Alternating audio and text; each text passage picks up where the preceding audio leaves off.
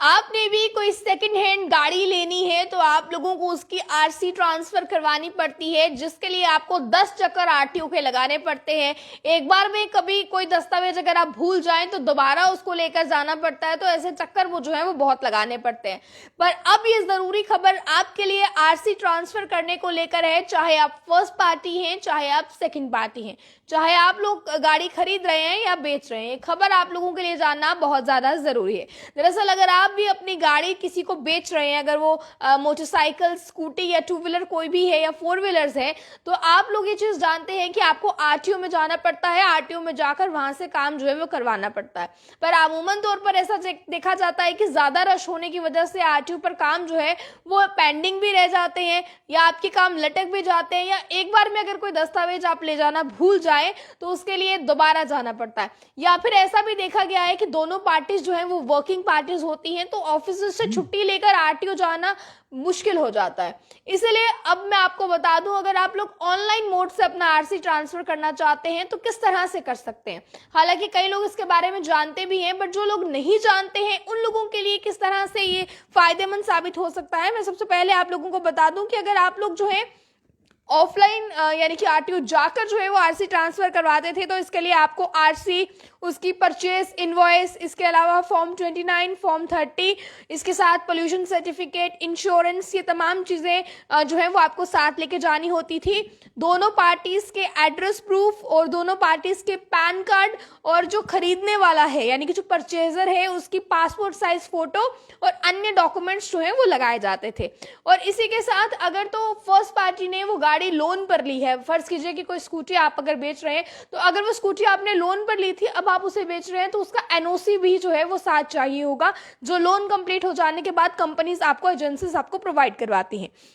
इसी के बाद जो है ये कागजात आपको आरटीओ में जाकर जमा करवाने होते थे, बट जो इसके ट्रांसफर होने का टाइम पीरियड होता था, इसकी ट्रांसफर होने का कोई बिल्कुल तय किया गया टाइम पीरियड नहीं होता था, बल्कि आरटीओ कितना बिजी है ये इस चीज के ऊपर डिपेंड रहता था कि आरटीओ में कितना काम है, कितनी व्यवस्था वहां पर चल रही है, उस चीज के ऊपर जो है वो पूरा डिपेंड रहता था।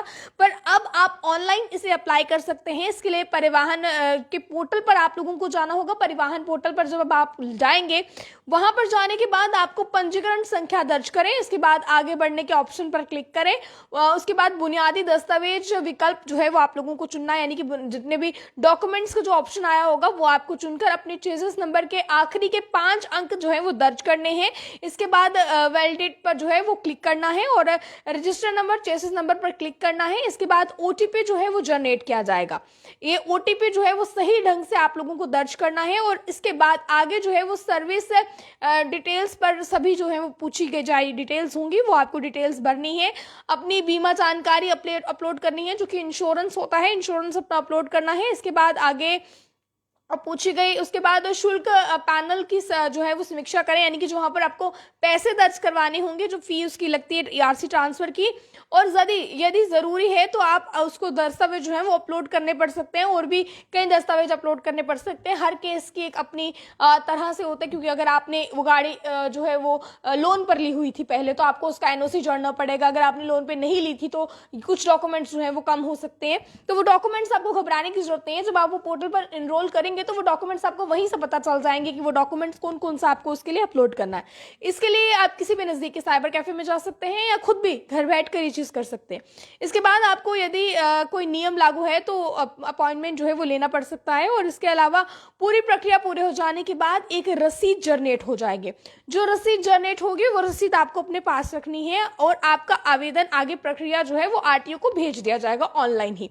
बट जो रसीद जनरेट होगी उस समय वो रसीद आपको प्रिंट आउट लेकर अपने पास रखना है। अगर आप घर पर कर रहे हैं मोबाइल या अपने सिस्टम से, यानी कि लैपटॉप या पीसी से, तो आपको उसका स्क्रीनशॉट लेकर अपने पास रखना है। इसके बाद इसके लिए कितना समय लगता है ये मैं आपको बता दूं। इसके लिए कोई भी समय जो है वो डिसाइड नहीं किया गया है कि हफ्ते के बीच जो है वो प्रोसेस हो जाएगा या विद इन वर्किंग डेज ये प्रोसेस हो जाएगा। ये डिपेंड किया जाता है कि आरटीओ में ऑलरेडी कितना रश है, आरटीओ कितना बिजी इसको लेकर है।